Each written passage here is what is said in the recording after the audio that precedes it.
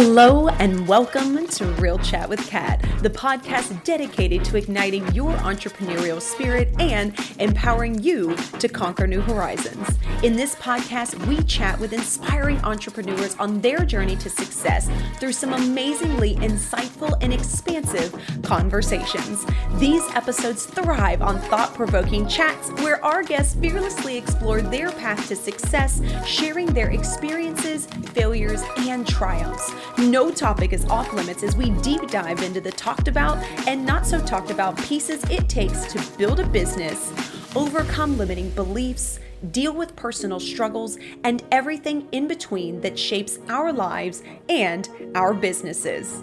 I'm your host, Kat Polsinelli, creator and founder at The Lotus Effect, where we believe that success is not just about strategies and tactics, it's about cultivating a powerful mindset and creating customized business operations that align with you and your true purpose. Whether it's mastering time management, improving productivity, enhancing leadership skills, or simply fostering a growth-oriented mindset, we'll provide you with the tools and strategies to flourish in both your business and personal life. I'm so excited to have you join us today in this episode, so get ready to feel empowered and inspired as we learn together and from one another on how to rise above challenges, break through limitations, and unlock our full potential. Let's dive in. Hello, everyone, and thank you so much for joining me today on this episode. I'm so excited to have you here with me today and my amazing guest, Mr. Kevin Lowe. So, Kevin, do us all a favor. Tell us who you are, what it is that you do, and how you got into this space. Yeah, well, thank you so much for having me. And so my name is Kevin Lowe. I like to describe myself as basically your ordinary 30-something who's still trying to find my place in the world while hoping to make a difference along the way. And along that way, I'm gifted enough to get to host my own podcast called Grit, Grace, and Inspiration, as well as being a transformation coach, where I get to really help my clients to kind of, as I like to say, create, embrace, and step into their next best chapter of life. I love that. Yeah. And so, and really for me, like where I am today is really a direct result of kind of where I came from, where my past lies, which I know we'll get into in our interview. And so, I mean, that's me in a really big nutshell. I mean, other than that, I mean, I don't know. I'm a mama's boy. I'm proud to say it. I'm a big guy, yet, I get suckered into watching movies like The Notebook, and I cry like a baby. And so. So you have a soft side. Oh, 100%. Yeah, I acquired from my dad's side of the family. Us guys have the crying gene, and so yeah, we're a bunch of criers. So is that what we call that? Yeah, it's the crying gene. Yeah.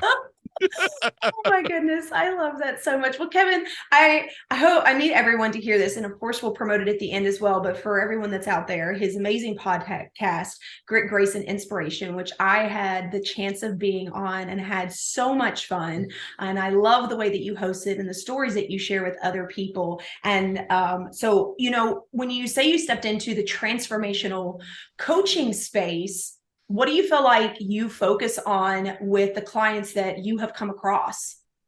Yeah. So most of my clients are people who they're kind of going through life, but they're like in that stage where you just kind of lie awake at night feeling like there's got to be something more, and a lot of my clients, mostly women who I work with the majority of the time, have generally had something that's kind of happened in life that's kind of shaken them a little bit. Maybe it was a diagnosis. Maybe it was something traumatic that happened, something in their life, whether to them personally or to their family. And it's just got them in that desire to feel like they should be doing something more. And so what I love to do is helping my clients to, as I said, is kind of creating that ideal future. What does that next chapter look like?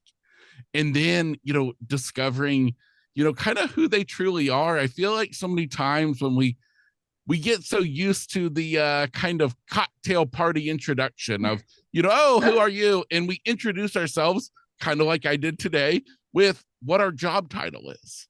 Yeah. Yet we kind of lose that identity of who we actually truly are, Mm-hmm. and so getting my clients to kind of step back a little bit and look at who they really are, what do they really love, what do they really want out of life, and then figuring out how to get them to that point.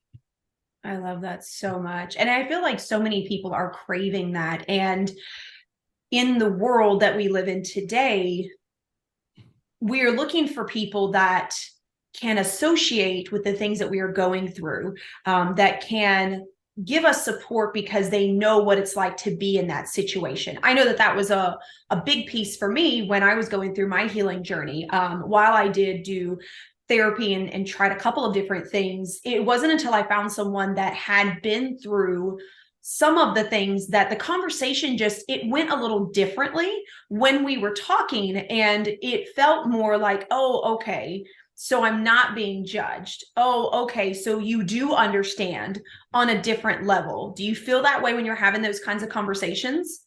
Oh, 100%. 100%. And I feel like for me, is what got me into coaching in the first place is really my own story of overcoming, when I haven't mentioned yet, but I'm completely blind, and Yes, yes. didn't become blind until I was 17 years old. Yeah. And really had to honestly learn to love life again in a whole new Mm-hmm. way. And now I get to kind of, use my own life's journey to be a help to others who are, embarking on their own journey.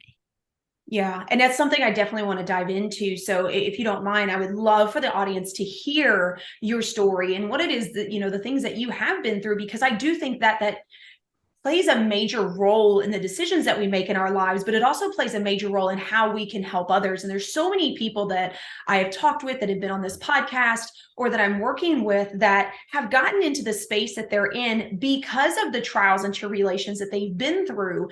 And because of that, it led them to this passion of helping others that are going through something similar and giving them a place to feel that warmth and that comfort and that support. So please, like, share with the audience your story.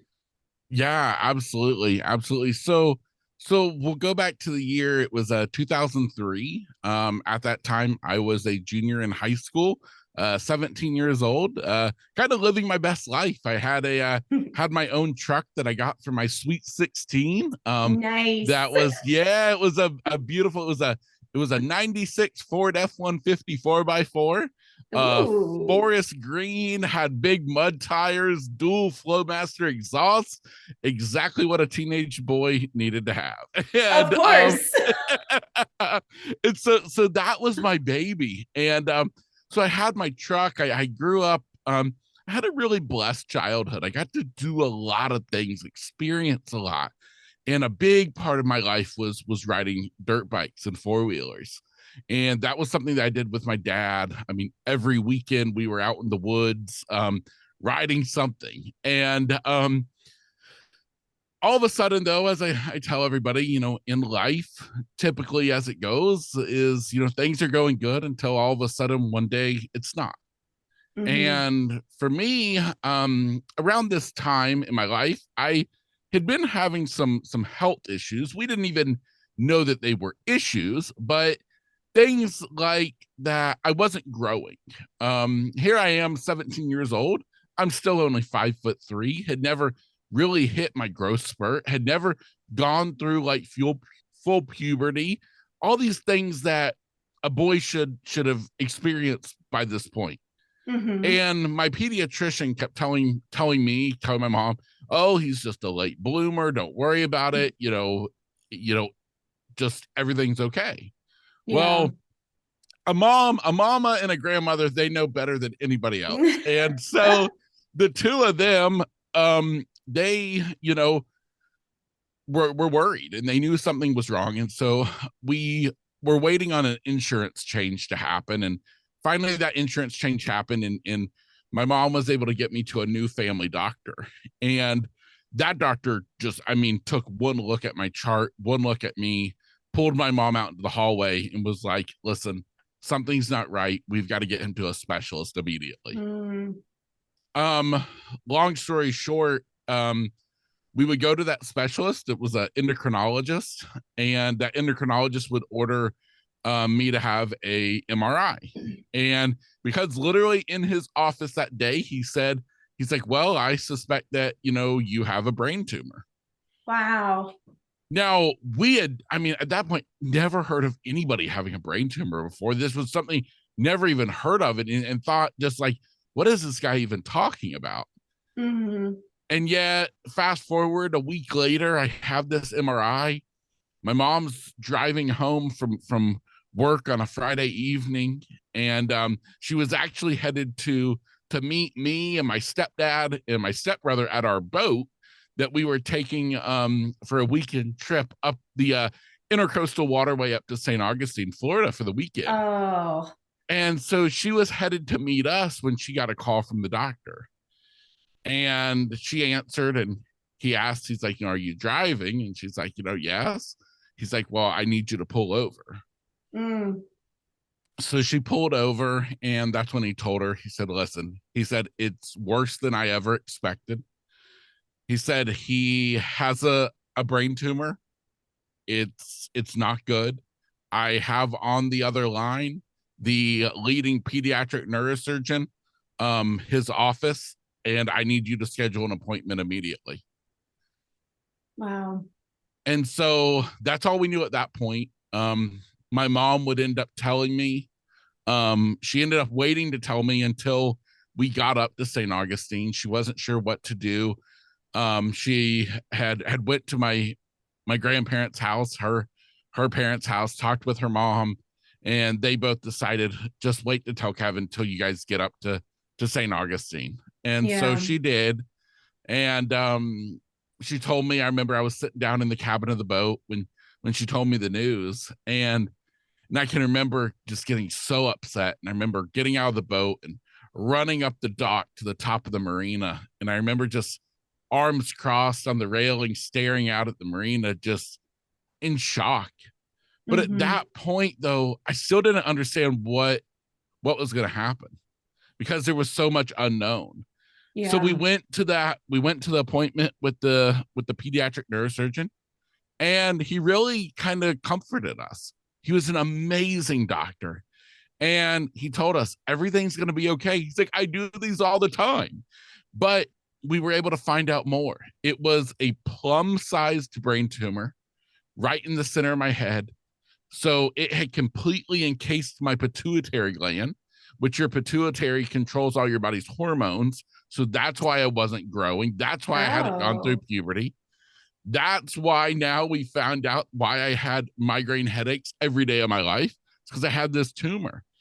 Now, the tumor was also in the crosshairs of my optic nerve and was pressing against my carotid artery. And they said that thankfully it was non-cancerous, but literally they gave me 6 months to live if this tumor was not removed. Oh my goodness. Yeah, it was bad. It was really bad. And we set the surgery date for October 28th of 2003. And, was expecting everything to go great. I was told that I'd be out of school for 3 to 4 weeks. That would be it. And life would continue. And so I went into surgery. And as I tell everybody, basically in that operating room, my life was saved. The tumor was removed, but at a cost no one ever expected. And that came by me awaking to be left completely blind. And so I lost my eyesight. I lost my ability to smell, had short-term memory loss for about 6 months. Wow. Have a host of other medical complications due to me having no pituitary gland that I still deal with today, and will my entire life. But, of course, the big thing came I think it was 3 days after surgery. Nothing was going right. Nothing went as planned. I stayed in the ICU for 2 weeks. I don't remember any of it. I don't have memory till sometime after coming home. But nothing went right. And it was on day 3 that my mom was in the room, and the neurosurgeon was making his rounds. And while he was in there, they were messing with the pulse ox machine that was on my toe. And apparently I was very combative. And apparently no. I know, go figure. And so apparently I kept ripping this little pulse ox off my toe. Well, the doctor, he was standing there and he's like, Kevin, do you see this? Do you see this? And he's pointing to a little red light on the pulse ox machine. And it's just him and my mom in the room. And the doctor's like, Kevin, do you see this? You don't take this off. And he's like, do you see this light? And I said, no, I don't see anything. And at that moment, he looked at my mom looked at him, and he walked over and he flipped on the light switch. He kept flipping it on and off. And he's like, Kevin, do you see this light? I said, no, I don't see anything. It's just black. It's just black. And it was at that moment that they found out that I couldn't see. Oh, wow. As I said, it was never talked about, never mentioned, but it happened. And as I tell people, you know, my life died on that operating room table and a new life began. And the new life wouldn't be any better or worse. It would just be different. And it would take a really, really long time for me to really fully understand and embrace this new life and understand that I can still live. I can still love life again, just in a whole new way. Yeah. You know, and I mean, this year, you know, is my 20th anniversary. But I can tell you, you know, it took a long time to come to that point of quote unquote acceptance. I hate the word accept more than any word you could use, because the doctors, not even the doctors, the counselors at the different blind centers and stuff would tell my parents and me how, you know, Kevin, you know, he needs to accept what is happening. He needs to move on, is what they would say. And I remember that would just infuriate me. And so I took my own time. I didn't do it as fast as they thought I should. And thank goodness I have an amazing family who knew that Kevin's going to do it in his own time. And eventually I was able to come to a place in my life when I was finally able to say, you know what? I'm going to see again, but it might not be till I'm in heaven. And so until that happens, I'm going to be sure I live this life the best that I can. I love that so much. And that's, sorry, I have shivers. It's such a powerful story, and it brings a lot of things to the forefront as well, you know, especially when I think of other people that I've met that have been through things. And when I, you know, as we talked about, share about my story of abuse, and how people really do have to take in the things that they are going through and the things that they have gone through and be able to deal with it at their own pace, right? We have so many people that, whether it's doctors and therapists or friends and family, that all expect, right? Like, oh, you just got to get over it, or eventually you just got to like deal with it. And it doesn't work that way. And there's so many people that are stuck in that stigmatism of belief that I do feel like it holds a lot of people back. You know, when you were talking about accepting it and trying to understand it, it's funny that you say that, because one of the words that always used to frustrate me was when people called me a survivor. of domestic abuse. And I'm like, I'm not a survivor. I'm a freaking warrior. I'm like, I don't want to be a Yes. damn survivor of anything. I went through this and I came out on the other side. That makes me better than where I was Yes. at, because not only did I go through it, but I also learned how to accept it, let it go, and use those pieces to my advantage, just like you have in regards to your coaching. Yes. Exactly. Exactly. As you said, surviving is just a part of the process that a Yeah. warrior goes through, you know? So I Yeah. love that. I love that. And I when I listen to your story, and I love that you embraced figuring it out on your own time, what worked for you, instead of being put in that box to push forward on somebody else's timeline. Because I don't think that we realize when we're going through our own trials and tribulations that we may not heal as fast as someone else. There is no specified, book written, proven method that gets you from one side to the other at a specific time frame. And for some people, yeah, they have great support, like you were saying, and they are able to deal with things at a different pace. And for other people, especially for those that are struggling alone, they don't have that support. And so they could be 15, 20 years down the road still dealing with something, thinking that there's something wrong with them, when in all true honesty, it's just the way that their timeline is going. Exactly. Exactly. That's what I've always said to people is we're all on our own journey. We're all unique people, and we all are going to have our own things that happen to us, and we're going to all be on our own journey of getting over it, of moving forward, because we're all different. Yeah. And that's where, like, as I said, it annoys the tar out of me when to this day people say stuff like, oh my goodness, well, so and so, it's been 2 years since this has happened to them, and they're not, accepting it. And it's like, give them a freaking break. Do you know what just happened to them? Like, their entire life has just been flipped upside down.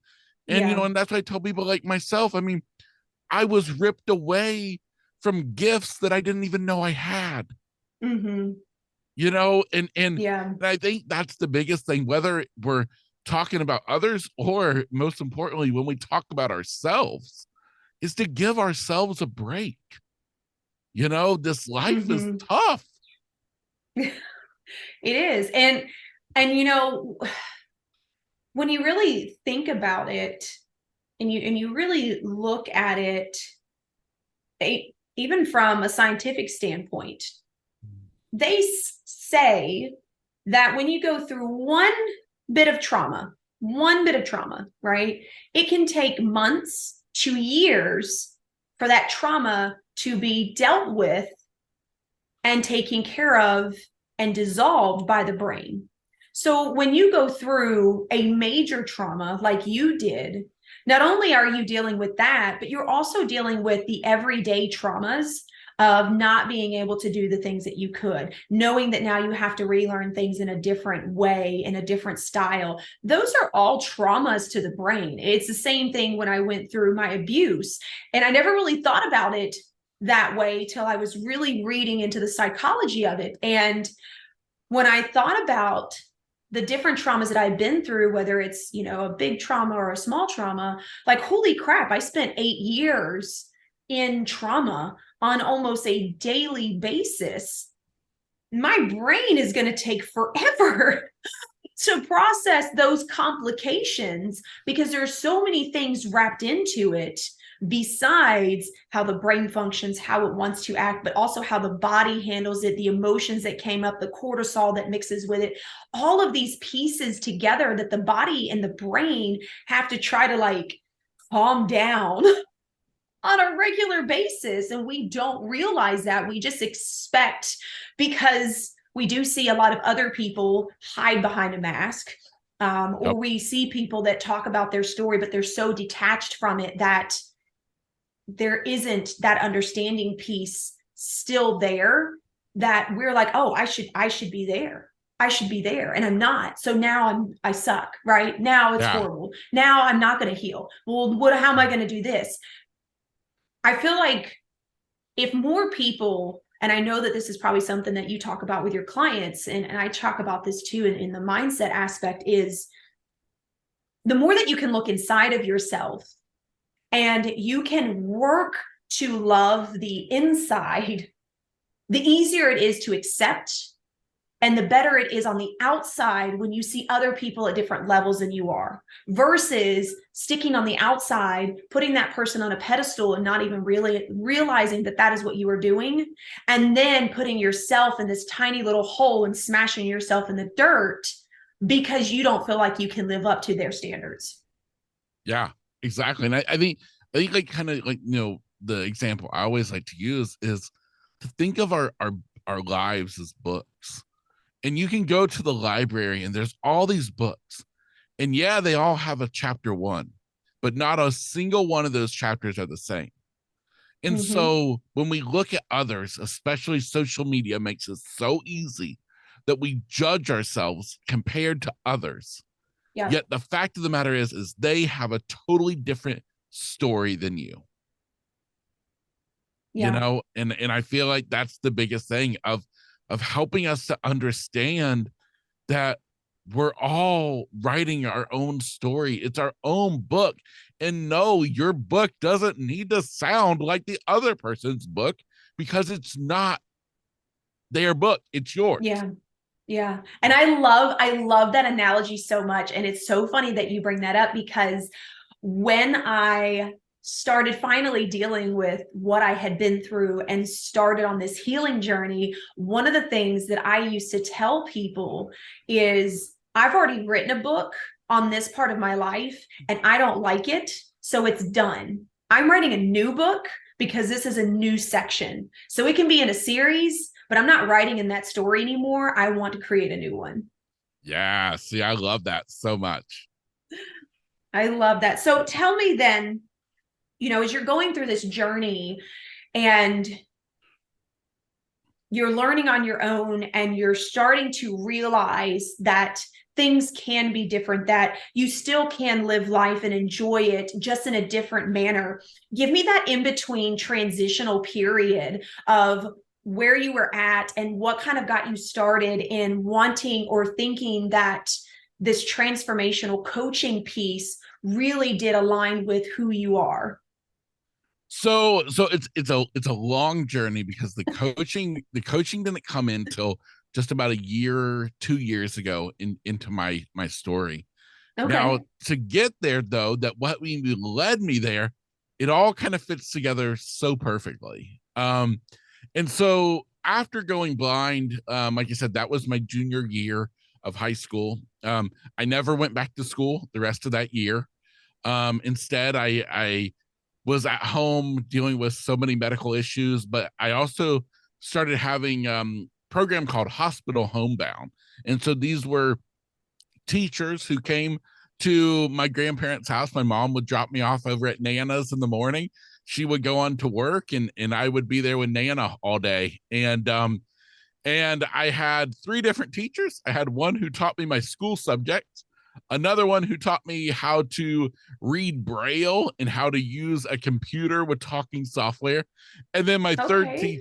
third teacher taught me how to do mobility skills with a cane. And so that was kind of this moment of just going through the motions, really. Yeah. Was because my entire family is, it's something that I always like to emphasize is that what happened to me really happened to an entire family. And so So my true.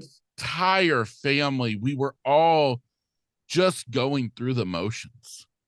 Yeah. And there was so much happening. And long story short, though, I made it back to school for the start of my senior year.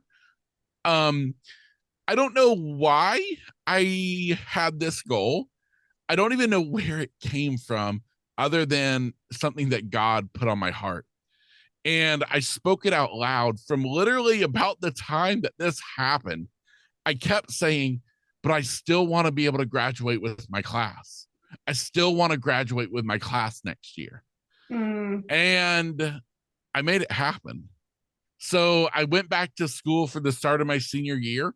Um, at that time, we had a block schedule. So it was a 4 1.5 hour classes a day. And Yeah. so I went back for just the first class every day. And so that I could, quote unquote, be part of my senior year. So I did that for one class a day. Then Nana would pick me up and I'd go home and I'd have those same teachers, coming to the house, each day. Yeah. And ultimately, though, Kevin graduated with his class. And Yay! yes, and so I walked across the stage of my high school graduation, class of 2005. And, you know, I was a kid who hated school. I always said, man, why can't I just get the flu so I can stay home from school, And but so therefore it was really weird that it was so important to me to graduate. Yeah. Because if you think about it, I was kind of handed a get out of jail free card, like nobody would thought any different. Nobody would have judged me. Nobody would have thought of anything if Kevin Yeah. didn't go on to do that. But I did. And I realized years and years later that I was like, you know what, God?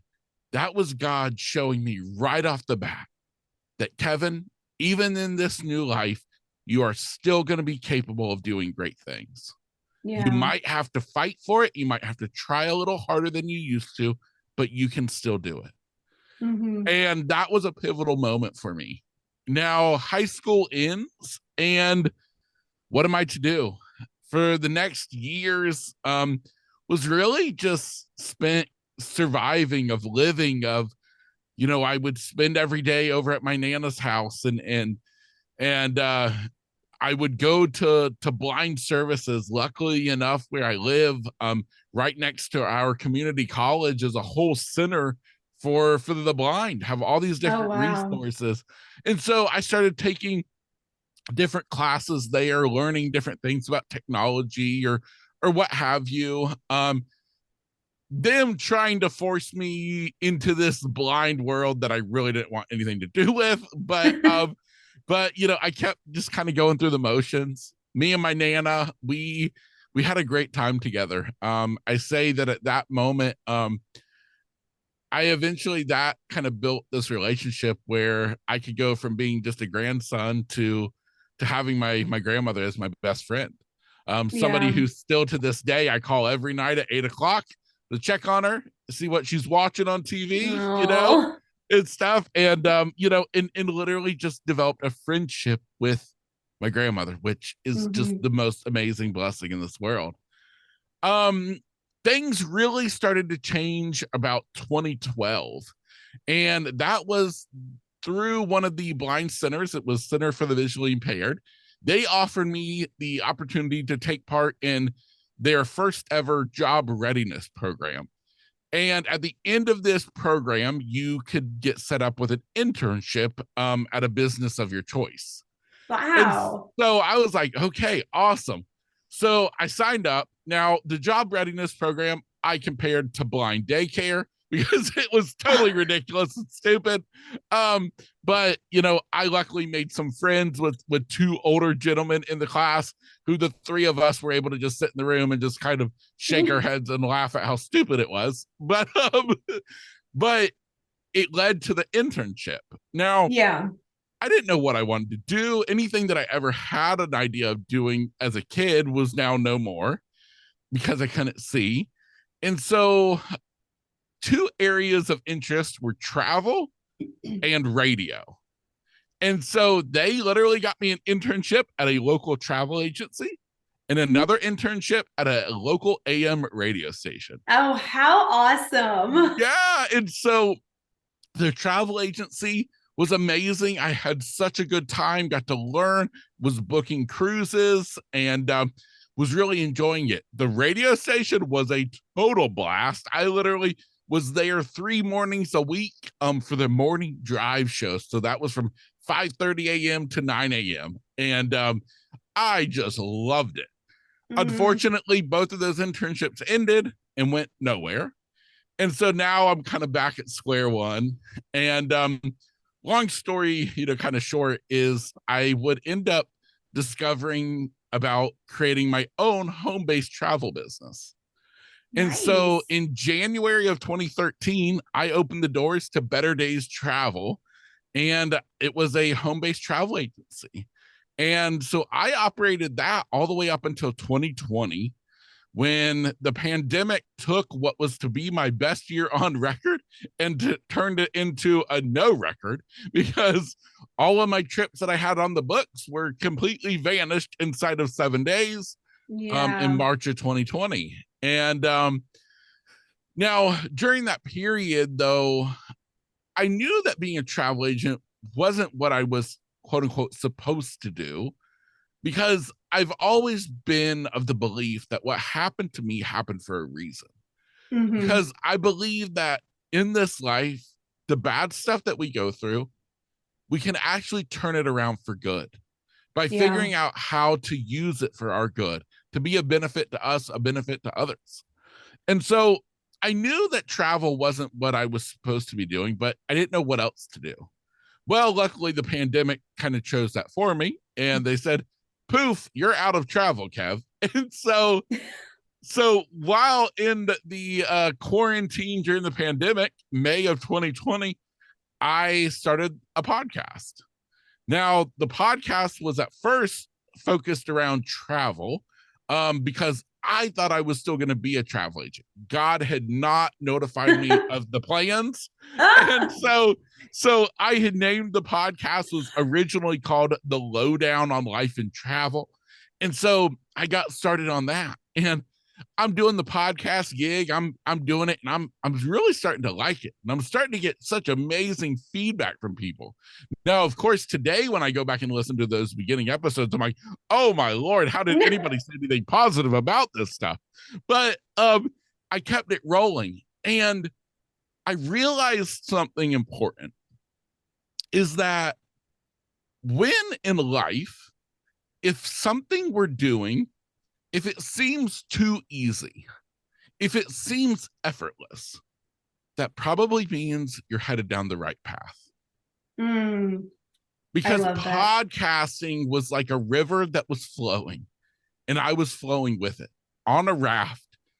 I didn't know where it was taking me, but I just kept going down the river because it felt right. And I started getting into these interviews. I eventually transitioned away from travel content and started really getting into these, deeper conversations with guests.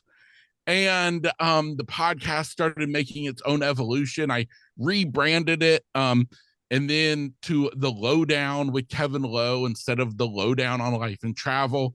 Of course, now I rebranded it again as Grit, Grace, and Inspiration, Mhm. further just helping it evolve. And Yeah.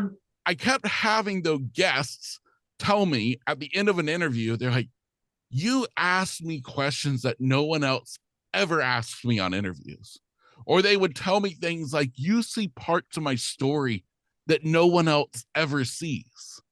Yeah. And I kept having people mention to me how you would make such a great coach, such a great coach. And I didn't even know what coaching was besides for a PE coach. And I'm like, I don't even understand what y'all are talking about, but okay. And so again, this natural, beautiful, free flowing evolution led me to where I am today, of discovering the world of coaching, and where I can inspire people through the podcast and I can empower them through coaching. Two things that I love to do, two things that literally help me to turn what was to be a bad situation of me becoming blind into good. I love that so much. And it's so interesting, isn't it? How when we start kind of like flowing with things instead of fighting against that current, that we ultimately end up floating right into like the biggest, prettiest pool with the waterfall that you get to stare at. Like it's Exactly. It's like It's like, wait a minute, I've been fighting for 7 years as a travel agent and nothing ever was happening.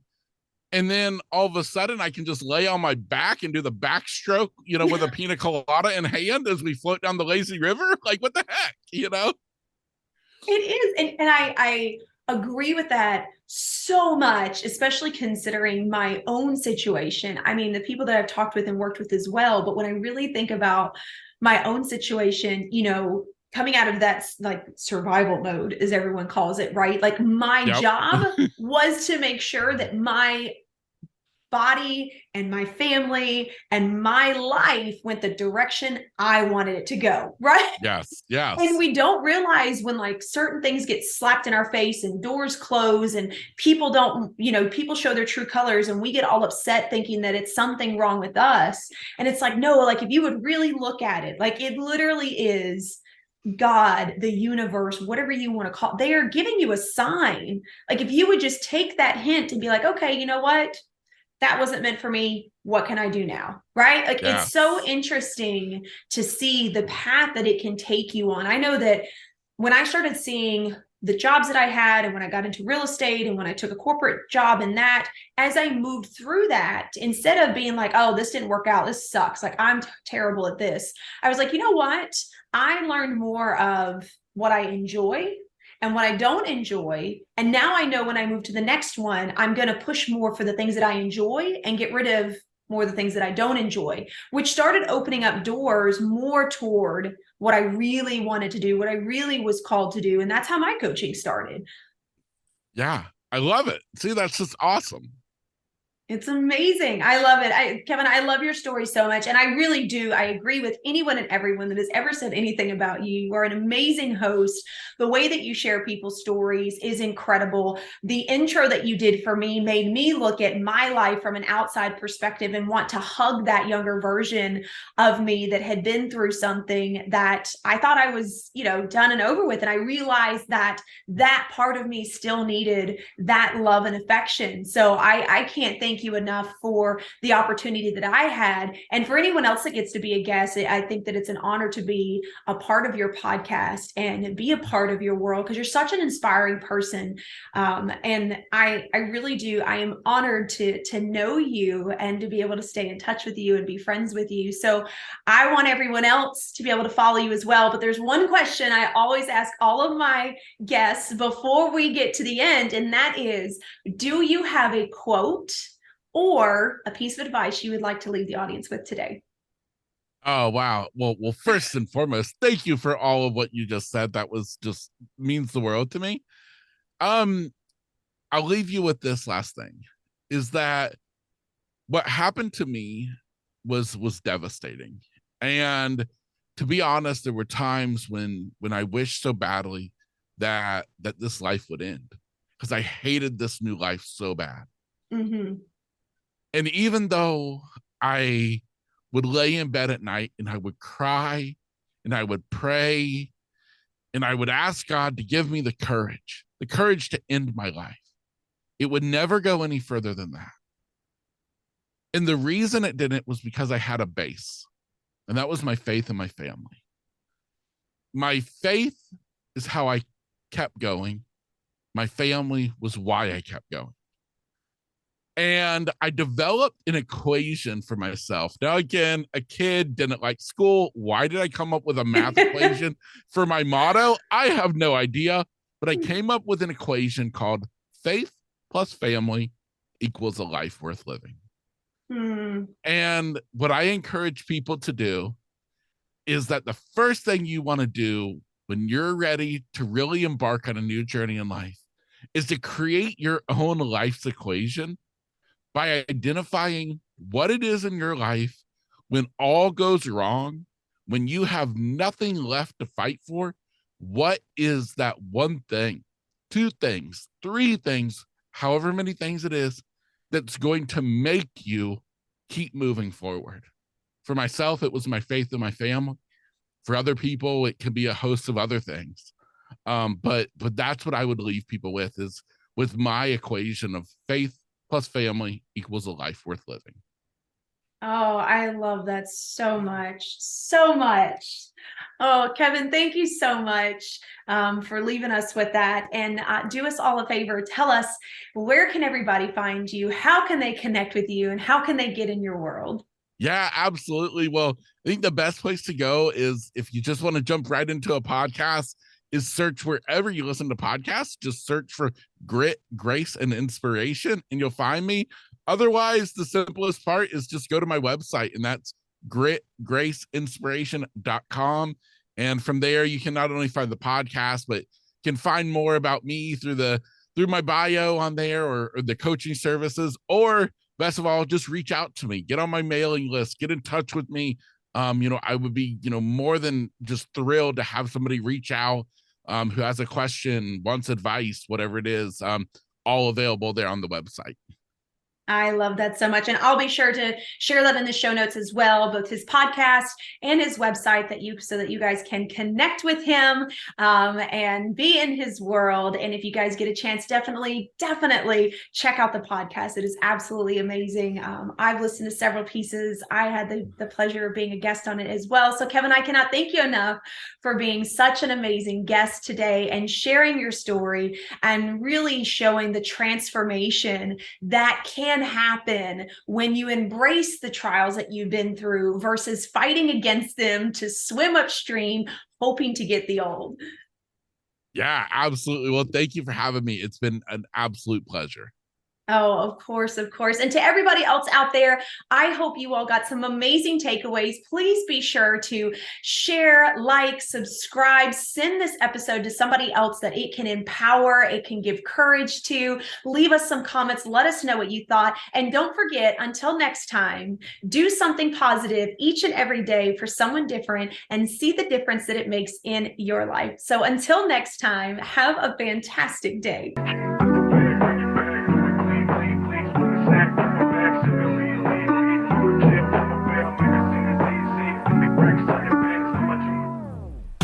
Hello again, and thank you so much for being a part of the podcast today. If you enjoyed this episode and it brought tons of value, we ask that you please share, like, and subscribe. Your support means the world to us and helps us to reach even more inspiring entrepreneurs who can benefit from these powerful conversations. If you haven't already, be sure to leave a review on your favorite podcast platform, as this feedback is an amazing gift that fuels our growth and helps us to continually improve this podcast. Looking for an extra dose of inspiration and empowerment? Then be sure to connect with me on social media.